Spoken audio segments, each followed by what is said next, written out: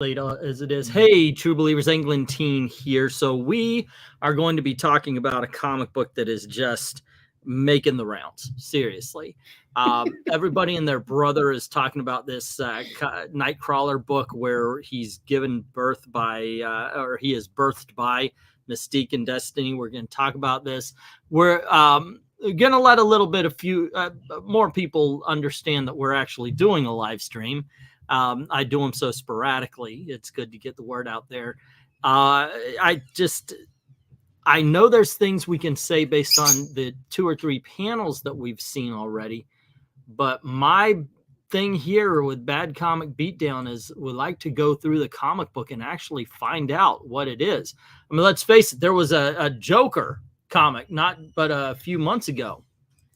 Oh my gosh, Joker's given birth. They made a man pregnant. And no, they didn't. Everybody and their brother. It was the meme. Yeah, but they absolutely didn't. So I was wondering, okay, what is the context of this? Because I don't think it's going to matter. All that build up, and when it comes right down to it, I don't see a way that this comes out on the right side of good. Well, let's go once more into the breach, dear friends, and we'll find out. Yeah. Well, I mean, we actually lost a viewer rather than gained a viewer while we're waiting. Fuck beans, man. I mean, we'll see how far we can get, because I tried to take a look at this. I looked at the first couple pages. Mm-hmm. I saw the cutesy tee imp Nightcrawler kind of thing, and I was like, nope. He's been around forever, though. I'm not so bad. I'm not reading this. He's been around since I want to say Kitty Pryde's story, like 153 or 57, something like that. I like Nightcrawler. Why do they have to ruin Nightcrawler? I like Nightcrawler. Oh, they fucked Nightcrawler over as soon as they put him in a Spider-Man outfit. That whole thing right there. Right. Like, I remember they did that. You don't have faith in your characters to the point where you are literally putting a Spider-Man costume on Nightcrawler. Nightcrawler doesn't need it. Nightcrawler he doesn't. Thing. Well, he had his own. In the 80s, he had his own miniseries. Everybody loved. Yes. Okay, I can't believe I'm doing this, because I will defend that to a point. You're fired. So I'm not paying you, but you're fired. Yeah, get on with it before he explodes. Why he has the Spidey suit on is because of the events that happened in Hellfire Gala, where Orcus came in, blew everything up, turned the public against the mutants. So he's hiding in hiding in plain sight. He looks like Nightcrawler dressing up as Spider-Man-ish in the costume. Okay, correct me if I'm wrong, but Nightcrawler's whole thing was I shouldn't have to hide. Like, that's always been one of his abiding character traits. He didn't hide his appearance. Yeah, well, this just goes to the fact that Marvel Comics does not only do the writers and artists not understand the characters they're drawing, but editorial doesn't give a shit that Marvel Comics artists and writers don't give a care about what they're writing or drawing. Yeah. Somebody from on high should have said Nightcrawler was all about the fact that he wouldn't hide, except for he did. In all honesty, he actually had a something that made an illusion in the Claremont days. Yes, and I don't necessarily disagree with that, except he's hiding so that the evil corporation doesn't kill him. Yeah. Okay. So he's Spider-Man with 3 fingers, 3 toes, and a tail. Yeah. I'm sorry. It's so obvious. If you're looking for Nightcrawler and you see this, you know it's Nightcrawler. It's insulting, frankly. It's insulting to the character. Let me clarify. I'm not saying it makes sense. It makes for a good story or completely makes sense, but it just doesn't come out of thin air. There is a reason behind it. I think it's something that we are doing a Bad Comic Beatdown, and we haven't even gotten past the premise of the book, much less the meat and potatoes of this shit. Making Nightcrawler Spider-Man was the dumbest fucking thing in the world. Well, not the dumbest. gays and to address what LK said, the problem the new writers have there is people have been, governments and corporations have been trying to bugger up the X-Men pretty much since the word go. Like the whole context of the Sentinels and Senator Kelly and all the rest of it. The whole Island X-Men was a buggering of the X-Men, as you say. It's just so. It's just one of those things, when somebody says what killed comics, everybody tries to come up with this one thing, this one big. Oh, it's just SJW. It's woke nonsense bullshit. They don't care about the characters or have any. That's more or have any reason like to. It's like a death from 1,000 cuts, mm-hmm. and it's been since 2013, and it's been going over and over and over again. Look, I'm not one of those who would say they haven't never done anything right. They did a couple of things right, and then they screwed them up. I think right now it's so rare to find a decent Marvel comic book. What year did All New All Different start and the second Secret Wars end? Okay, I was gonna say, because there are things that happened in 2013 that I liked. Like, I believe Children's Crusade was then, or was that before? I have no idea. 2013. I got to admit. But anyway, hello to Rhaegar, MK, Tevia. Didn't Claremont want this recon? Yeah, and they were smart enough to say no. And I'll tell you why.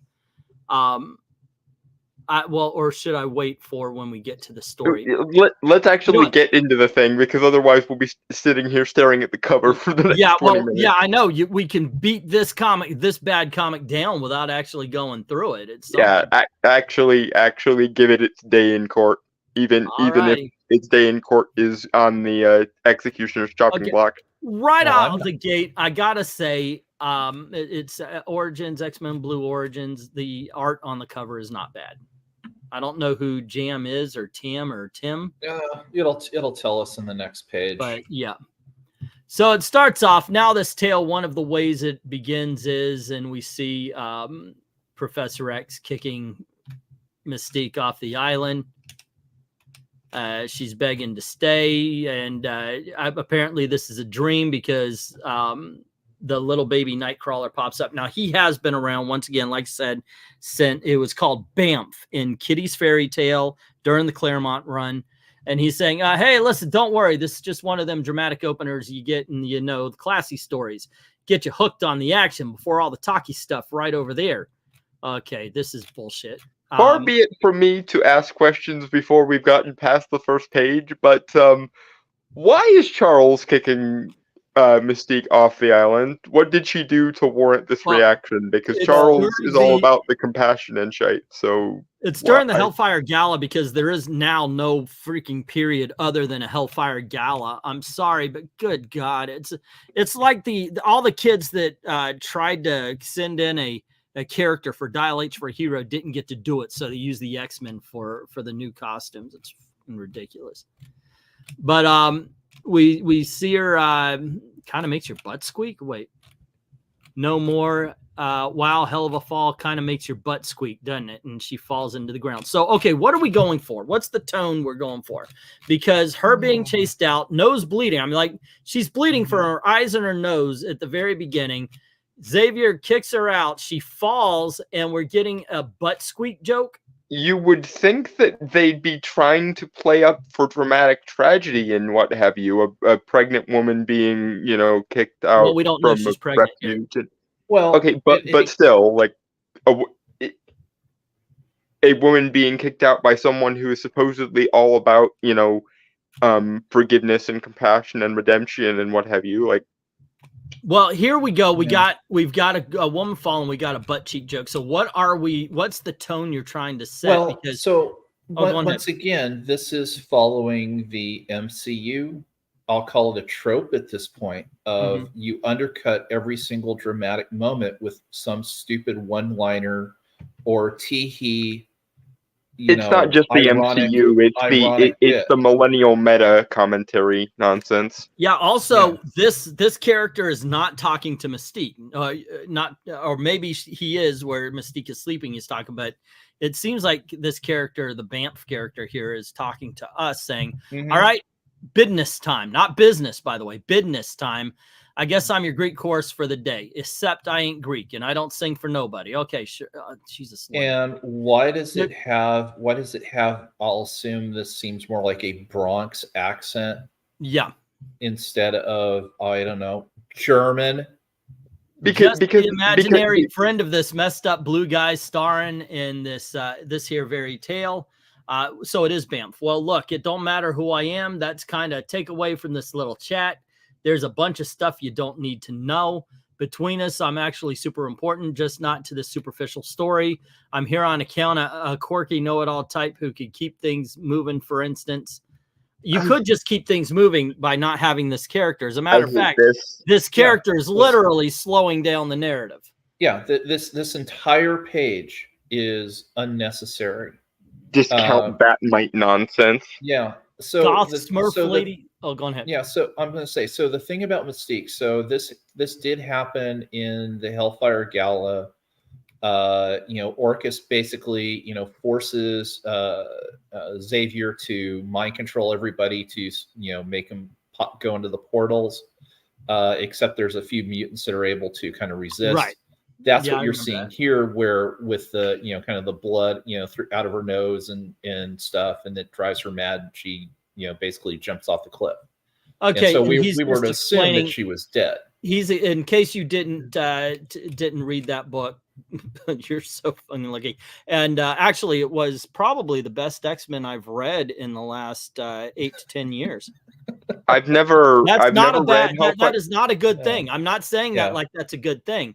I'm saying it like Homer trying to buy an RV thing. Have you ever heard an alarm that goes off that's a good thing? No, this is it for you. And I'm not saying like that. Like that's a good thing. But so here you go. All this could have been done in one page, and you could have had done the classic bit of its narration from Mystique going, I remember, and or you're probably wondering how I got here or something along those lines. I wouldn't even go with that dumb tired line. It would be more, I remember, Xavier got into my head and I resisted and it became too much. I remember mandolin, and I landed here. And then of course, the classic, if you were doing this right, because it's a comic book, then you'd have a little asterisk and it would be, see Hellfire Gala 2023, Naughty Nick, or whoever the freaking editor is. The usual like editor's note for context, see issue X of whatever. But no, they didn't, because the writers don't, not only do they not know how to write for a comic book based medium, they don't care to know either, which I think is more damning. Because if you didn't know, you could easily, Google. There are master classes, there are YouTube videos that will explain stuff to you. But it's the combination of not knowing and not caring that you don't know that's the true damning issue here. Let's move on so this doesn't last 17 hours, guys. All right. Let's see. Little Bamfy goes on saying, real determined type who'd sooner break herself than bend a knee. But the thing you really got to know about Raven Darkholm is, for all the amazing she could do with the bod, her real power up there in her head, pure irresistible will. Yeah. So once again, another sad trope of modern day writers is they tell us, not show us. Right. Also, I hate to be this guy, but we made it through one panel. Doesn't Mystique hate her given name? Doesn't she consider it a slave name? That was a thing 5 seconds ago. That stopped being a thing in the 2000s. So she could have gone anywhere, hijacking, identity theft, murder. If that stuff got metal, she'd break her neck from all the gold. Dear Lord. But she knew, even with her brain all scrambled, she knew where to go. Funny, ain't it? Even when you come into the middle of the story, or if it feels like something big's ended, still, there's a new beginning everywhere. And we see Nightcrawler kind of going along to him, going up to her. I don't want to read everything that Banff character is saying. I have a feeling it's going to be very much of, and we saw Nightcrawler sitting on a Central Park sign. So Nightcrawler says we have to talk. My Mystique, is she homeless here? Is that what we're getting?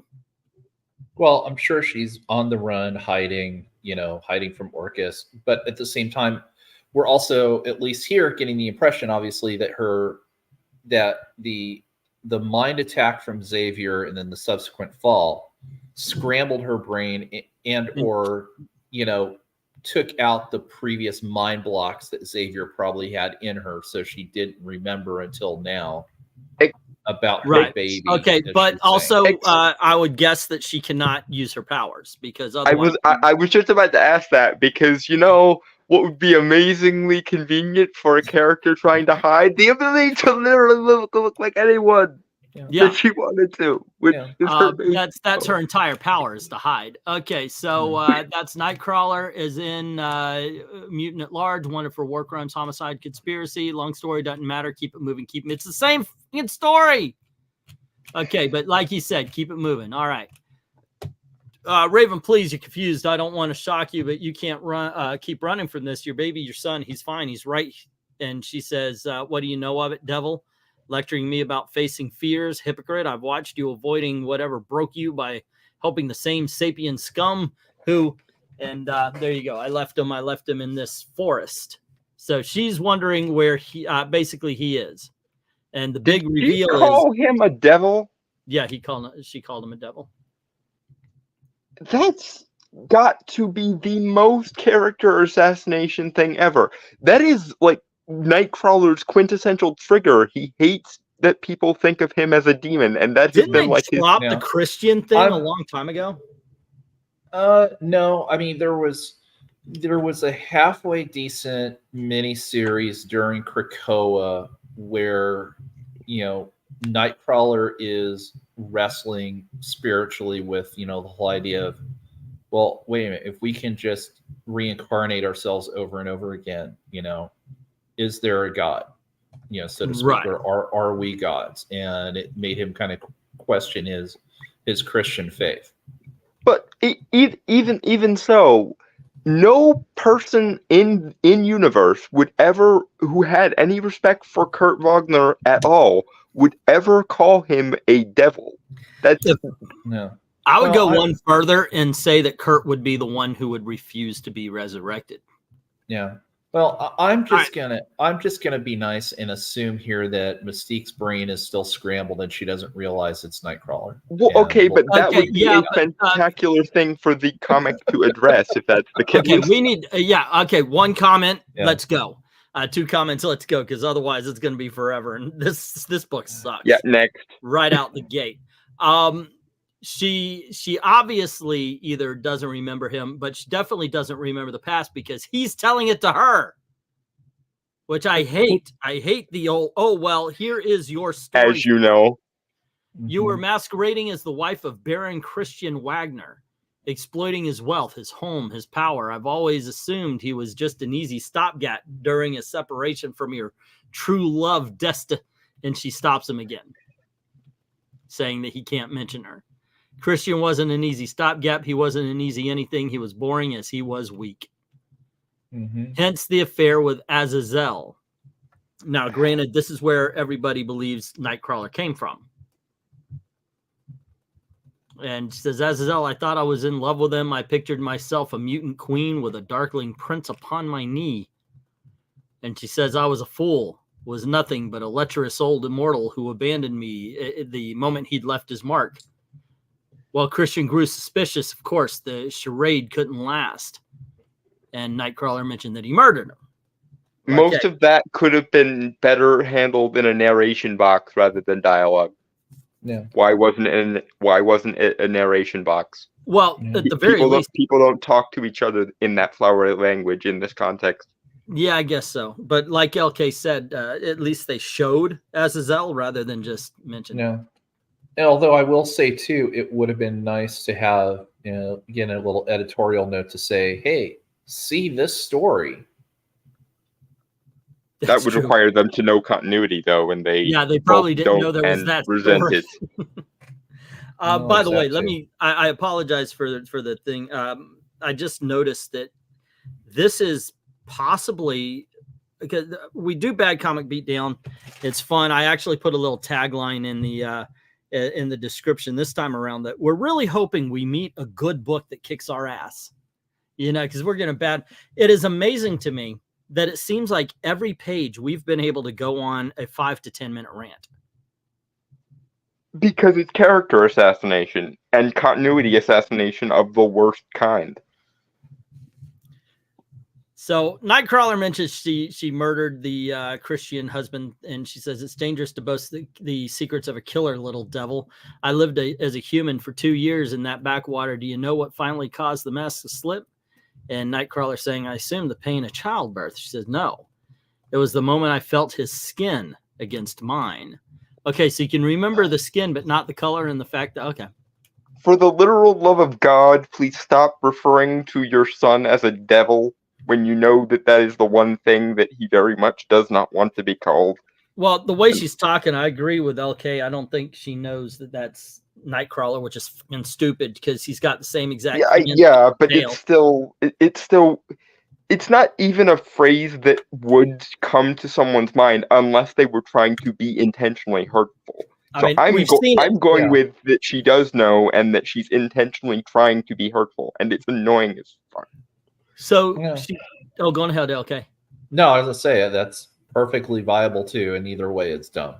So she says she talks about the lynch mobs by the Bibles, and she ran away, but the thugs circled back to the castle. It's hazy as if whichever way I tell the story, it doesn't add up. I know I had to go back for something. All I remember for sure is that I dropped the child, and then I went to rescue my wife. And Nightcrawler's like, what? And everybody's like, oh my gosh. And then the woke are like, haha, yeah, because she could switch. That means she's gender fluid. Hey. No, okay. First of all, no, that's not how it works. I'm sorry.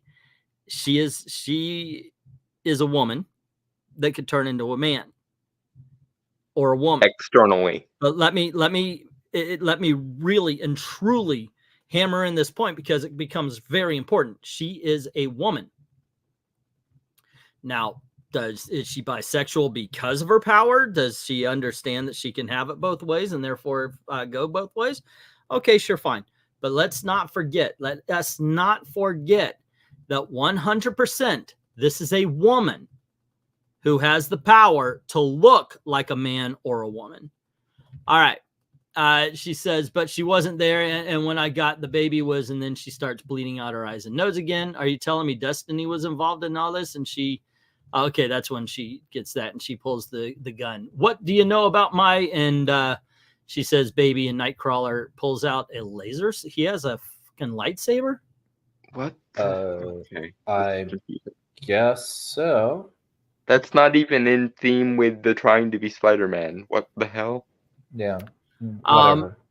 Yeah. Okay, guys, if you in the chat, if you guys know when Nightcrawler got a lightsaber, please let us know. To answer a question that's being put to me, I could care less. I could not care less about X-Men 97.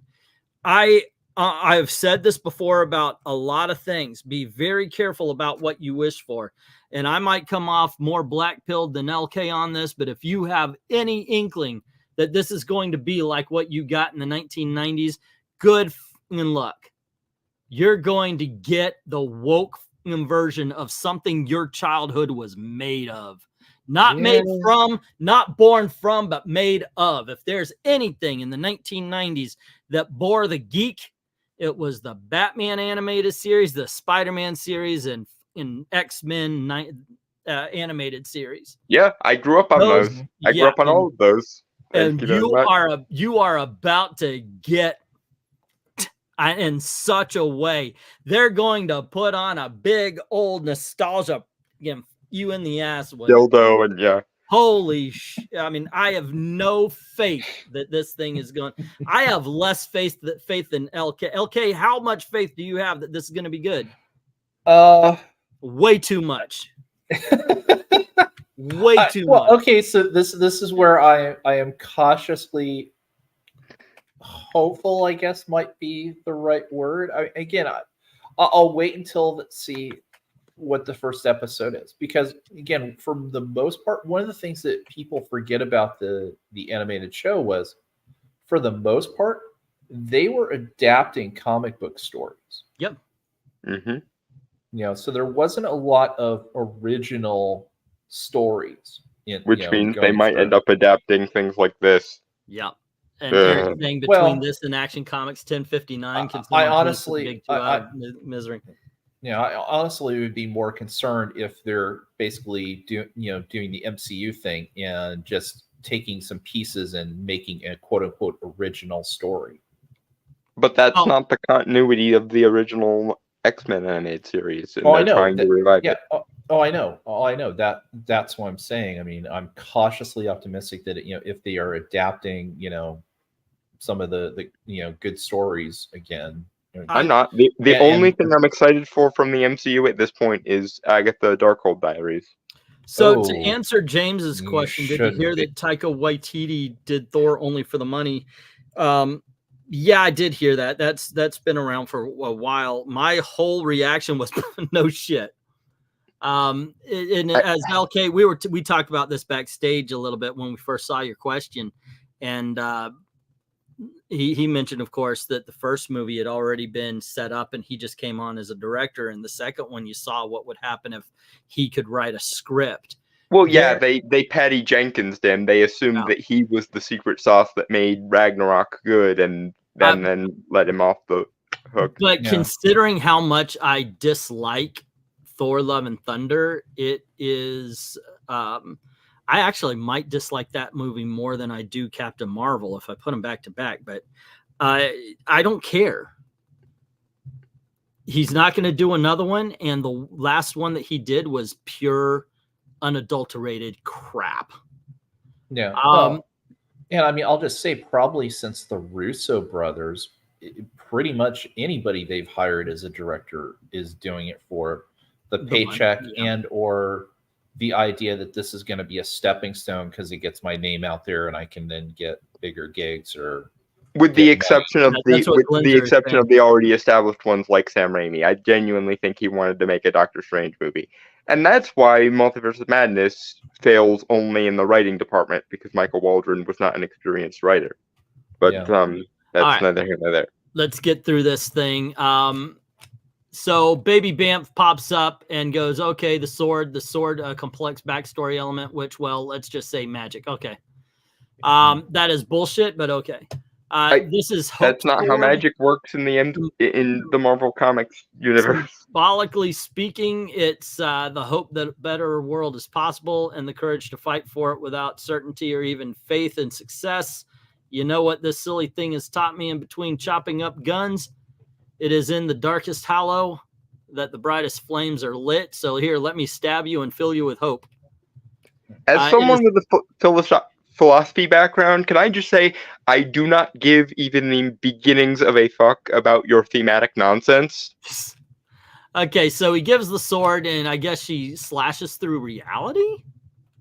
And apparently she falls down, and instead of bleeding from her eyes, she's crying, and it's destiny. It's all about her. And Bamf is saying, slowly, lady, find a beginning. Why is this a character in this? Honestly. Okay, hold on. Let me do two things before you go on here. Okay, first, she's destiny. It's all about her. Whoa, slowly, lady, slowly, find a beginning. We never had simple love. Okay, now the better way. Oh, it's destiny. It's all about her. We never had a simple love. You don't need it. It's not necessary. I'm sorry, Dalton. Go on ahead. It's pretentious. It's pretentious gobbledygook. The whole reason Bamf is a character in this is because the writer wants to make sure you're aware that they're not taking this even the slightest bit seriously. That's why the whole thematically blah blah blah blah just happened, because that's literally the only thing that these writers are taught in art school to care about is the non-diegetic extra layers of interpretivism. They literally don't care a whit about in-universe logic, characterization, or anything that people who actually like things unironically give a shit about. So we never got a credits page. Even on like this big black page that they could have put credits on, we didn't get one. I thought it was on that text. There it is. Right there. X-Men Origin. Yeah. Messing this story up. All right. Oh yeah. I could have told you that. I didn't know who the writer was. The art is actually not bad. I've got to give it to the artist. It's fine.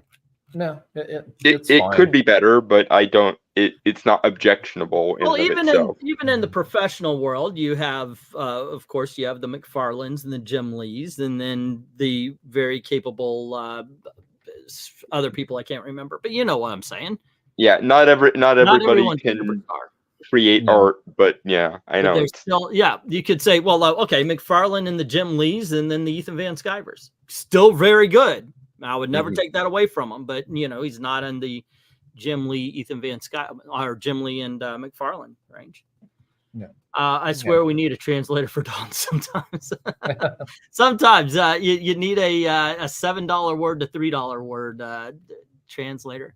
So then we get, I guess this is their romance. I gotta say, we were talking about the art, right? Now it looks like she might have a skin disease, but this looks like shadows from leaves. Yeah, I think that's what it's supposed to be. Yeah, no, that's what I'm saying. I said I like that touch.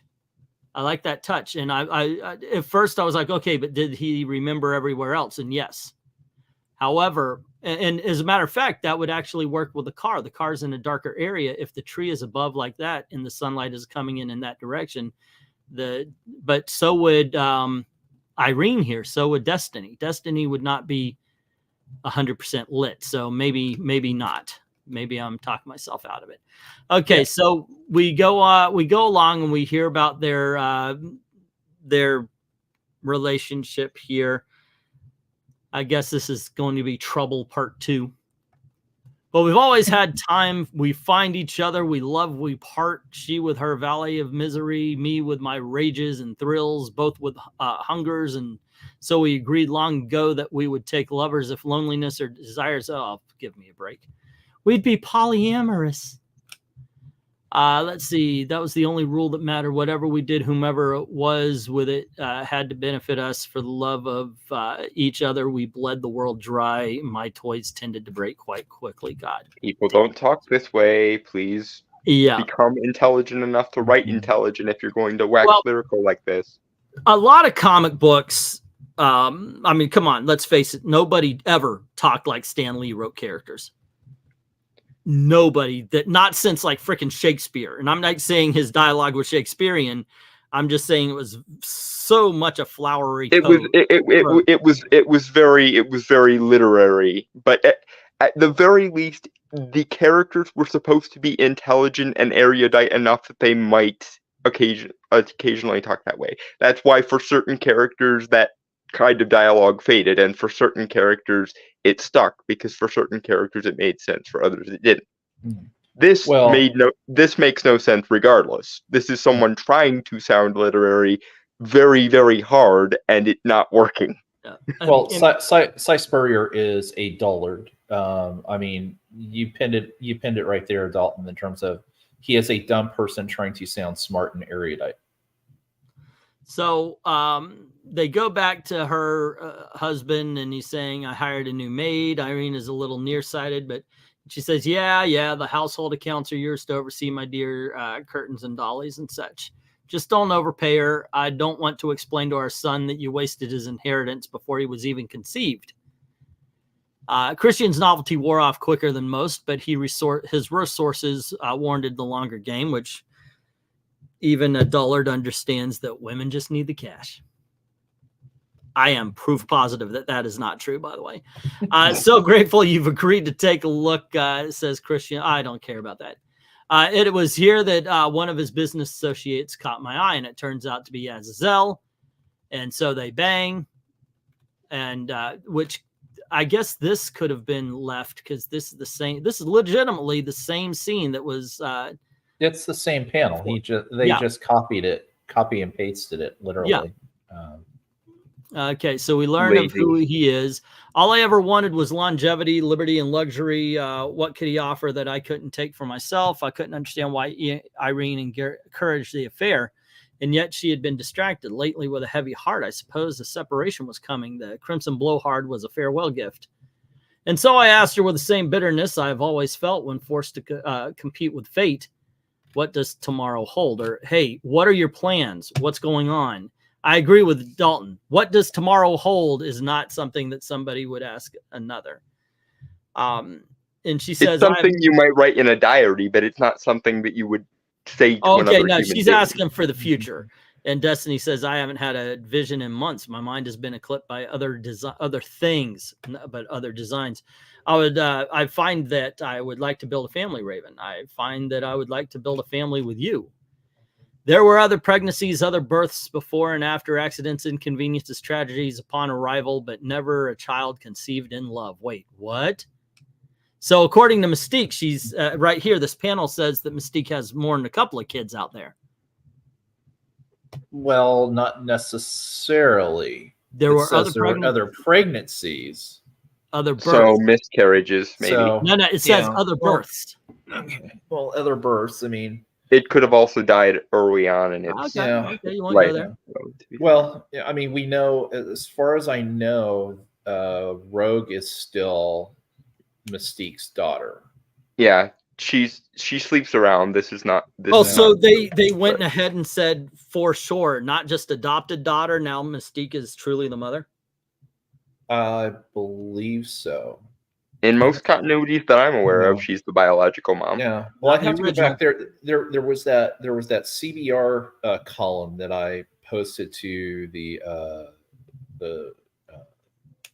X chat a couple days ago that I found from, I think it was actually from 2017. It was that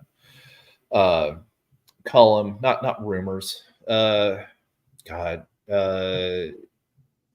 Comic myths, I guess. And it was kind of like, is it true that, Rogue's mom is Mystique, kind of thing. And it went through and it actually briefly touched on the idea that, Mystique was supposed to be a man and conceived Nightcrawler and all that. So, all right, let's go.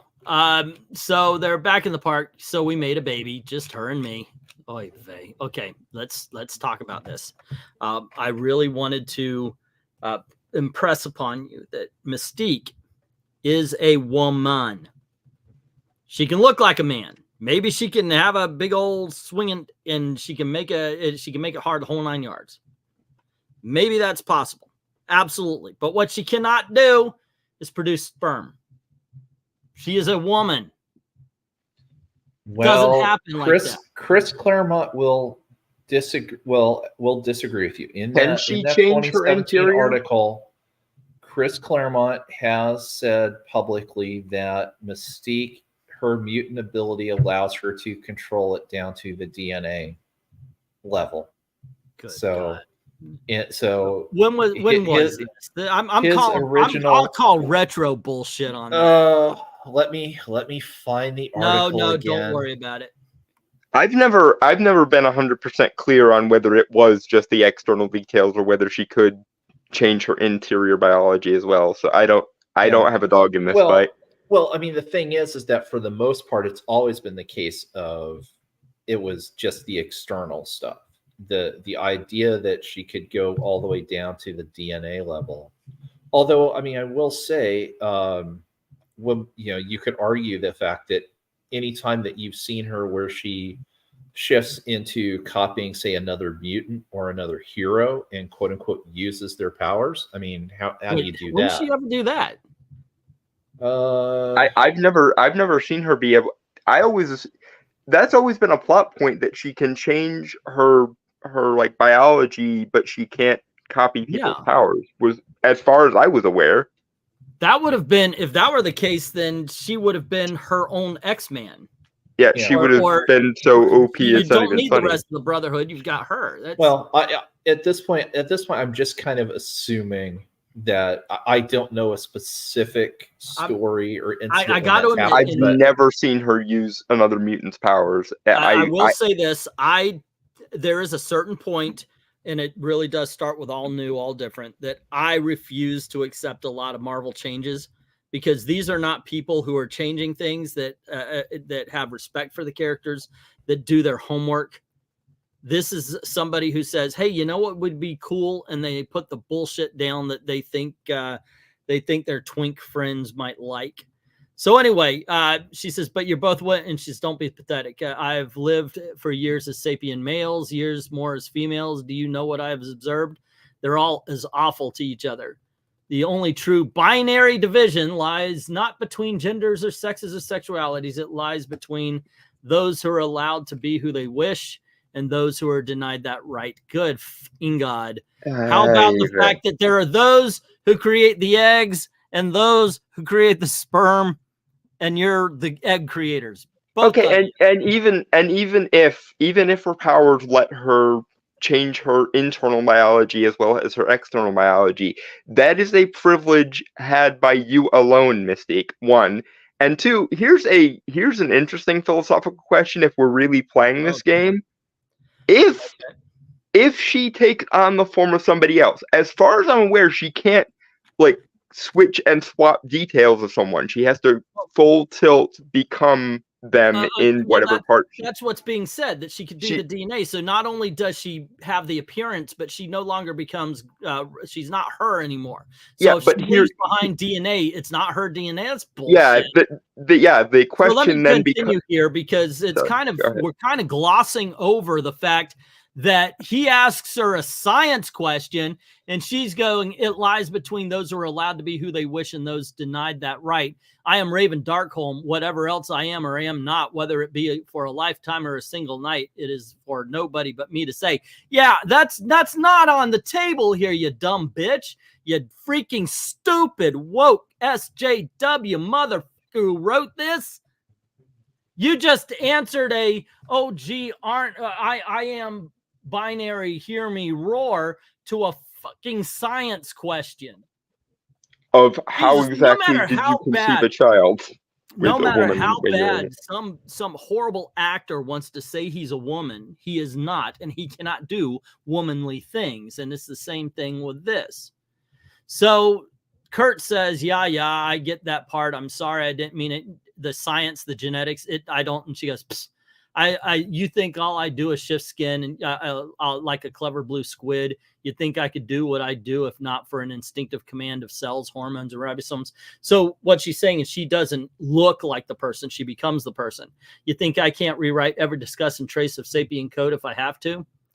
So does that mean that if she, for example, shapeshifts into a copy of Wolverine, that a child she has with someone else as Wolverine is actually Logan's kid, not hers? In a way, yeah. That would be the implication here, which actually is a much more like scientifically and philosophically more interesting question if they knew what the fuck they were doing and didn't just want to proselytize. So wait a second. Yeah, something is Dark Admiral just brought this up. No, you're absolutely right. She had Kurt. She was Kurt's mom. So that means Destiny would have had to impregnate her. Because she would have had to have taken on a male form at the moment of... You can't impregnate a male. So Destiny... So, okay, wait. Are we saying... No. Okay, no, I see it in my head now. I see it in my head now. Hold on. They didn't have sex. Mystique became a guy. Right. Filled a cup. They took the turkey baster and Mystique's pregnant. So Destiny has nothing to do with, maybe she put one of her eggs in her or something. I don't know. Destiny had nothing to do with this. Instead, Nightcrawler is a turkey baster baby. Yeah, I'm very confused because I always assumed it was Mystique carrying her when she was the mother. So this is going to say that Destiny is the one that gave birth to Kurt. That's not. We've seen Mystique give birth to Kurt in past comics. I get that all new, all different is a thing, but that's a major detail switch. Read on, because that Well, in this one, to spoil it, no. To spoil it, it's going to turn out that that's a false memory that Xavier planted. Okay. Okay, so am I looking at it wrong? Oh my gosh! When you get to the scene, don't go ahead. The panel that everybody's been showing online. Okay, so I guess the redhead that is pregnant is Destiny. That's Destiny that's bent over. All right. Okay, that's. Let's see. Okay, where are we? He says it's like playing God. She says, "Don't you dare! These creatures will pierce their ears, lesser their retinas, and fit metronomes into their hearts, but adjust the thread of RNA, retool one molecular factory into another. Suddenly, you're tampering with the divine." Yeah, so there's no magic. DNA is what a person is, biologically speaking. There's just the machinery of monkeys. Normally, I wouldn't dirty my hands with gametes, borrowing traits from the flesh I touched.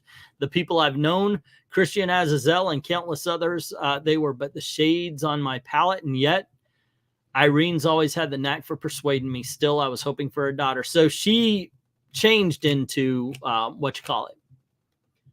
From the desk of Dr. Nemesis, subject Mystique. Do we have to read this? Okay. So he rewrote Mystique in order to write this story, saying that she is not a shapeshifter, but a gene shifter. To put it differently, she is not a shapeshifter. She's a gene shifter. Her flesh is most sophisticated biological apparatus I've ever encountered. The only thing that prevents me bandying around the overused terminology of a mega power set, is that she has thus far appeared incapable of mimicking the X gene or other mutants, nor the manipulating of her own. Could she? Would she? It's not. Yes, she will. I'm saying it right here. At some point in the next 2 or 3 years, will get unlocked. That Mystique will become Charles Xavier and Magneto, and she'll be the new Onslaught or something. Well, it's just it's bringing Mystique closer to what they did in the X-Men movies. Because actually, I was kind of looking for an article on the whole mutant thing, and I did find a Screen Rant article from a few years back that talked about. Here's the 10 times that she copied a mutant, and I realized, they're talking totally about the movies. But let's she didn't copy the powers. As a matter of fact, when Wolverine came down onto her with the claws, hers got slashed off. Yeah, but here's an interesting point, because let's take what Mystique just said at its word and point out the movie example for example. Gee, if genes don't matter, then it shouldn't matter to you that you took the mutant cure in X-Men 3. Should it, Mystique? Oh, wait, no, it very much does matter to you because you think your mutation makes you better. You know what a mutation is? A mutation is a particular arrangement of genes. Thus, you should really care about genes, shouldn't you, my dear? And you shouldn't be on a moral high horse about how genes don't matter, lol. Okay, so she breaks off with Azazel. At home, I grew a bump at the same rate as Irene to keep Christian happy. Still, okay, so there we go. She made her stomach look pregnant. Still, the paranoia grew. He'd seen how Azazel looked at me. There was talk of paternity tests. He began to spy on me, and that made things easier in the end. Strumpets, saphists, perverts, I'll have you whipped and rolled in the gutter. Can I join? And so she kills her husband. So I remember I used his face to dismiss the rest of the staff. Monetary problems, no hard feelings. From monetary problems, no hard feelings. From time to time, I'd play his wife again, show myself around town in full bloom of pregnancy, keeping the appearance. And yet I found myself continuing to affect the belly, even when it was only us to see it. I think Irene stood my instinct, and we both carried him. What? Well, how? Well, okay, so literally she was having a sympathy fake pregnancy is what this is saying, which is just absolutely pregnancy insane. that carries a child. There's nothing there, but again, it's just like how some men quote unquote, have sympathy pains. And wait a second, Wait a second. She's Okay, now I have to ask a very stupid question, but I don't think we're that already this far down the rabbit hole, so why not ask it? If Mystique decided to grow a dick and she can rewrite her internal biology, could she actually get herself pregnant? Like, does she even need a? Well, Does she yeah. even need to sexually reproduce at that I point? just mentioned Sure, why she not? spurts out the sperm, she puts it in turkey baster, she shoves it up, boom. Okay, so let's talk about this panel here, because this has bothered a lot of people. This is a birthing position. That being said, the doctor's not a fucking quarterback. The f is going on here? Look, doctors have a dirty job. He should be sitting lower and staring up into the pink and the stink at this moment, ready to catch that baby. She's not going to squirt it so he could throw it down to the 50-yard line. That's not how they do it. Well, good Lord and again, in as heaven. people have pointed out, she's still wearing pants. It looks like I'll be generous and say that she's kneeling on a couch or a bed. At first when I saw this, I thought she was standing up, like bent over. But I know it's a cliche at this point, but this is generous in saying that she's kneeling or squatting on. Yeah, the that's bed. what it. Yeah, that's how this is done. She's going to be. This is all the proof you need to know that. Oh my gosh! But look, her knee's right there, so she's not even. Yeah, that's what I'm saying. He would be grabbing onto her back right now. Fire that fucking doctor. The writer or artist doesn't know how childbirth works. This is proof that they're the cliche single childless and people. just doesn't know how anatomy necessarily works too, because it makes it look like her backside is about 3 feet long.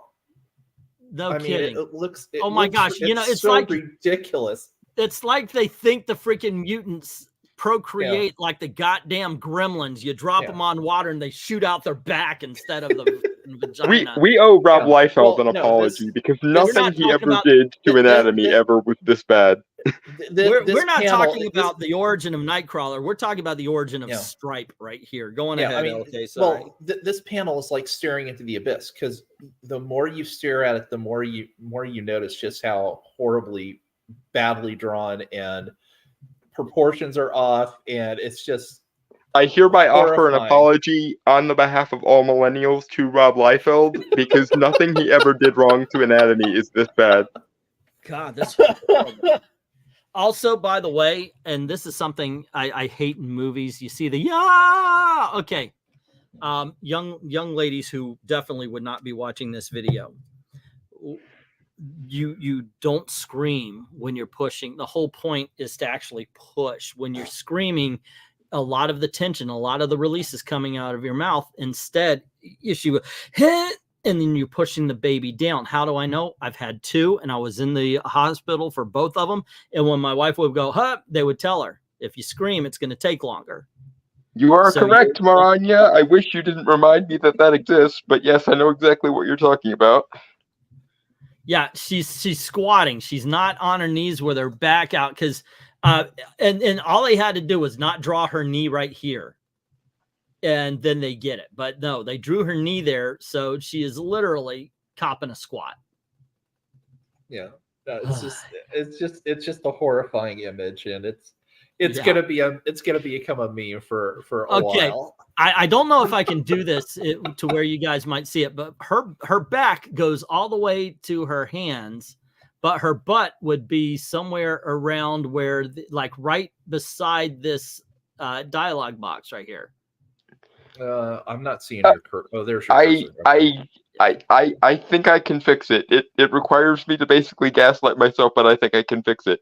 Maybe she is shifting a part of her body to make the birth easier on herself or something. Okay, let's go with that. All right. But again, though, that's Destiny. That's not Mystique. Mystique is the redhead that's holding the hand. So remember, well then Destiny was redheaded for a little bit, and then they decided that now she's the brunette again. There goes my sanity saving, Ben. Okay, so it says, "Oh dear, what's wrong? Your servant's child, milady. It's blue." and the lack of oxygen, no crying, no pupil response. Forgive me, milady, but perhaps this is a mercy. This rural province, the stigma of a little illegitimacy remains very real.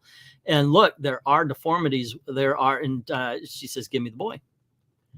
I knew what he was, not dead, not deformed, perfect in mine. And of all the many evils I've committed, the worst thing I could imagine was in that moment was to let my boy, my beautiful boy, behold a lie with his first blink. And so she returns to whom she was. So did they kill the doctor? I mean, they're villains at this point. They're not. Yeah, they're not. No, they're too much in love, so they. The writers aren't interested in addressing that. That would be something you care about. Yeah, they would be Brotherhood of Evil Mutant at this point in time. You kill the doctor and the nurse. You can see the next panel though that the doctor and the nurse are down there. Yeah. Yeah. And they're telling the story. Get him to safety. I'll be fine. I've seen it. And so she rushes away with her child. And let's see, 5 minutes, I'll be back before I knew it. But Irene was gone, and so was the baby. I believe that I must stand as the loneliest moment in a long, ugly life, and yet in a vile sort of way, also the simplest.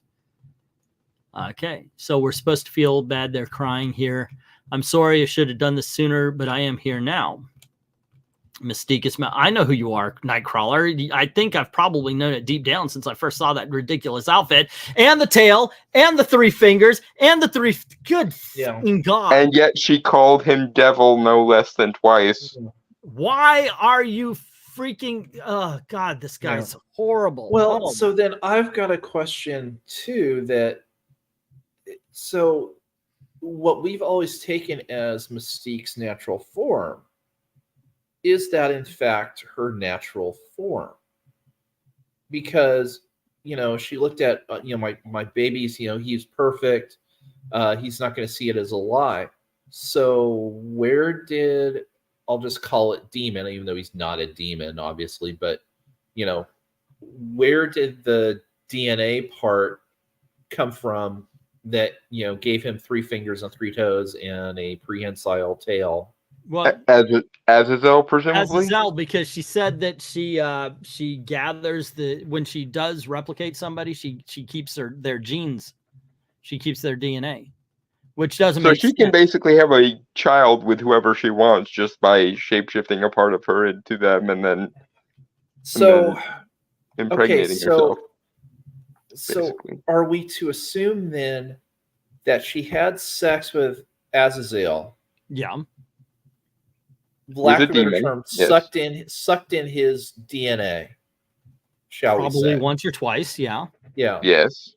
And then her body then was able to use that and manufacture it to essentially turn herself into a male version of herself, but with that DNA. There you go. That's correct. Yes, that seems. She says, either way, I don't need your pity. I'm not in. I know, right? I'm not insane. Xavier pushed too hard, as he always will. My mind resisted by regressing to a point of pure focus, pure hate. And she said, Nightcrawler says, we need to talk about what that means for you. And no, we don't. We've lived a lifetime apart. I'm not that mother anymore, and you're not that baby. But this is on you, boy, with your magic hop sticks and your unsolicited forgiveness. You couldn't help but poke. So we'll see this through. We'll see where these unchained memories lead, no matter the pain. And Banff is like, damn right, lady, you can't give us a middle finger and not get to the end. Well, there were several years of numbness, sex, murder, money, nihilism, and the illusion of meaning, and a lot of fun in its way until the day she let herself be found. And talking about Raven, I know you hate, I know you hurt, but I do too. But right now she needs us. Who does? Oh, and it's Rogue. You don't get just, it's been 5 years. Where have you been? Answers are coming, my love, but the pimps and pushers have already noticed her. She is 15 minutes before fate pulls her under. Please go. Irene's always had the knack for persuading me.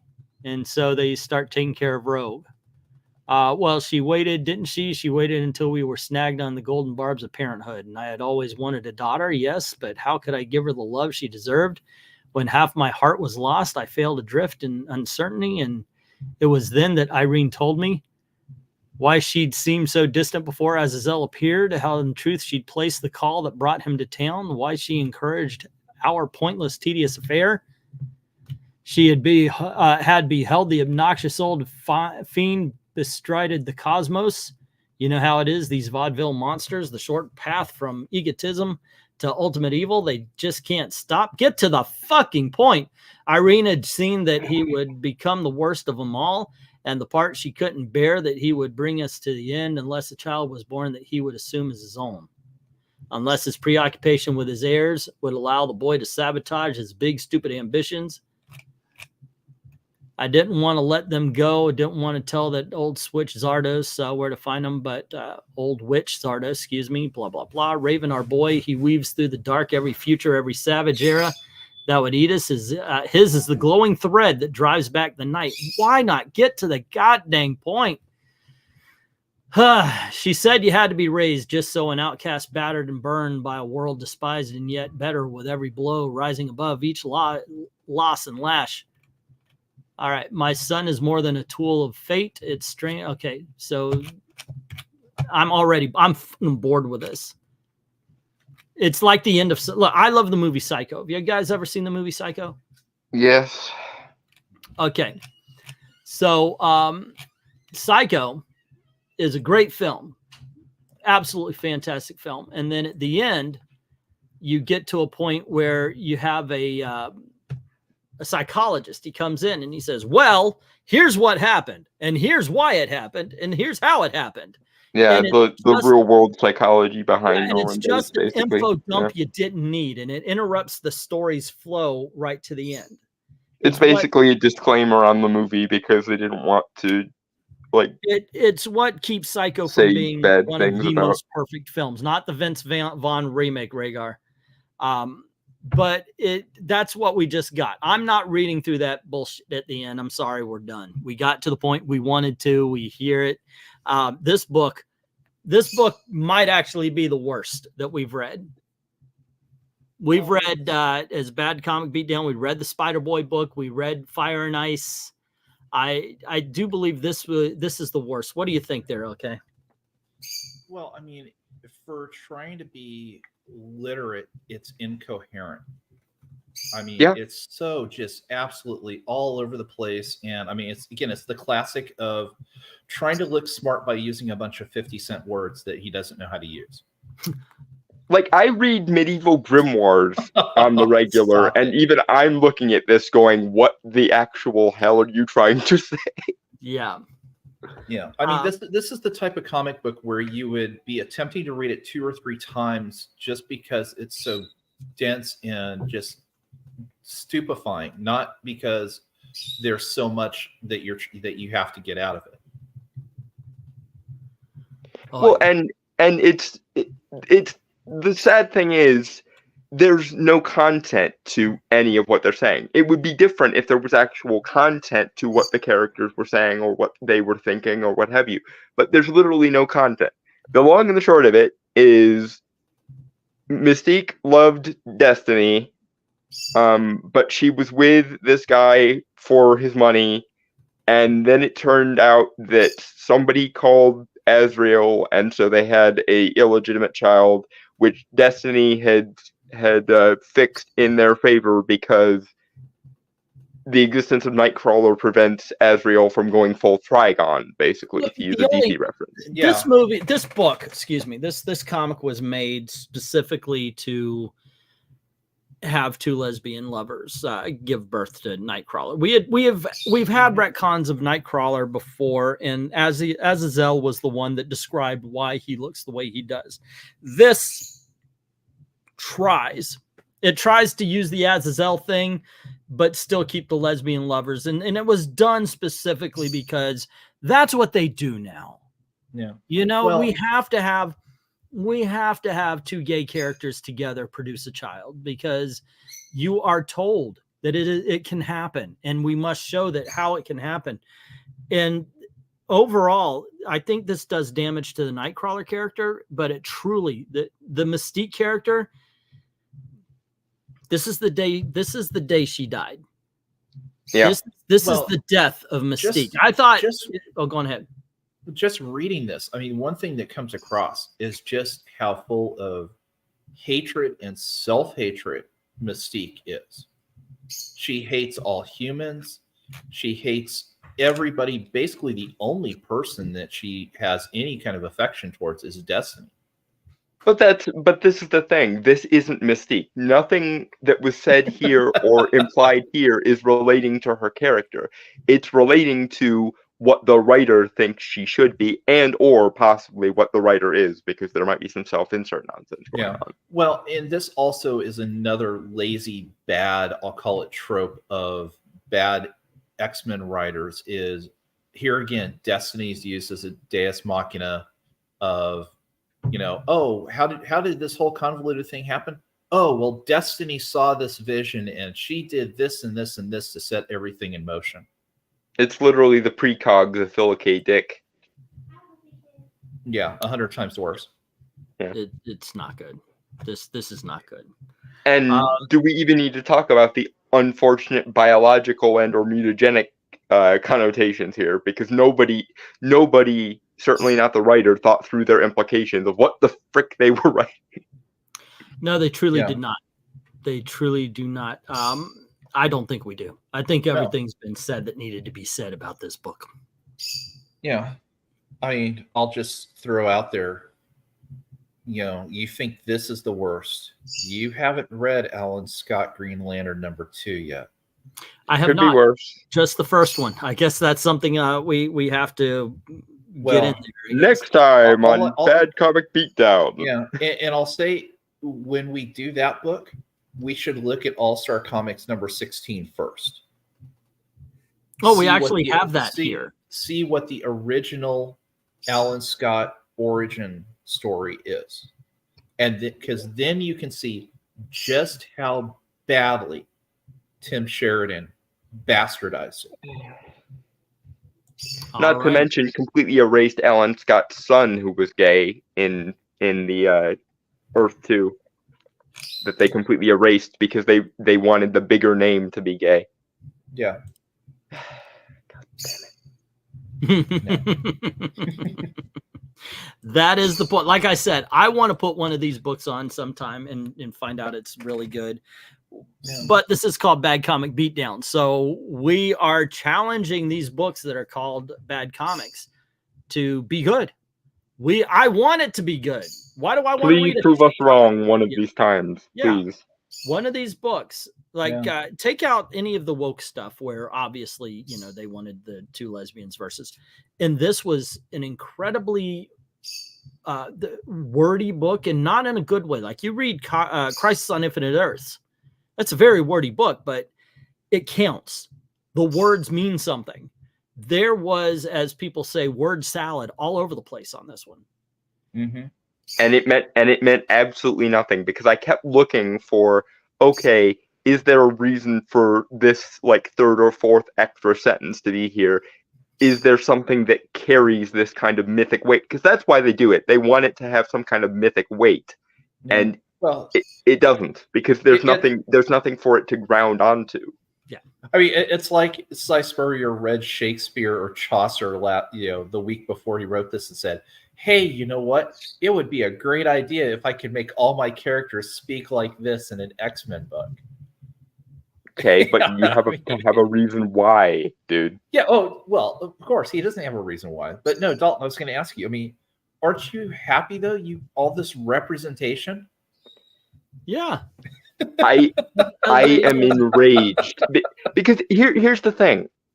Who exactly do you think you are helping when you portray gay characters this way? Who exactly do you think you're helping when you portray disabled characters this way? Who exactly do you think you're helping when you make Davros from Doctor Who not disabled anymore because we don't want to make disabled people feel bad because they're a villain? Who exactly do you think they're helping? Because the thing that rubs me the wrong way is the only people who this could conceivably be helping in actuality. I know their intentions are different, but the only people this could be helping is people who want to view gay people as subhuman, disabled people as subhuman, people of different races as subhuman. Because when you write this as how gay people or people of different races or people of different, backgrounds are supposed to be represented, what you're saying to me is you think that I am this kind of person. And I am insulted and I am enraged. And I'm even more insulted and enraged because you're using some of my favorite characters to make me look like either evil, incompetent, or both. And it's infuriating. So you're saying that you didn't enjoy John and Jay's little pillow texting? Okay, well, that being said, that's for another day. All right, guys, thanks for hanging out with us. LK, Dalton, thank you very much for sitting through this again. I wonder what's the book that's going to break you, like where you're just, I'm out. Somebody give Nightcrawler his Enochian tattoos from X2, because that was a really interesting concept that they never did anything with in the comics, and that was really cool. Yeah, Engleton, I'll tell you right now, I would not have gotten past page 3 or 4 of this if I was just trying to read it on my own. The fact that you guys were here and we could all suffer together, and just at least we're joking about it and insulting the crap. And I could occasionally look away and see the football game while you were reading the dialogue. So it helped numb the pain. All right, guys, look, we went through this. You went through this. Share the pain.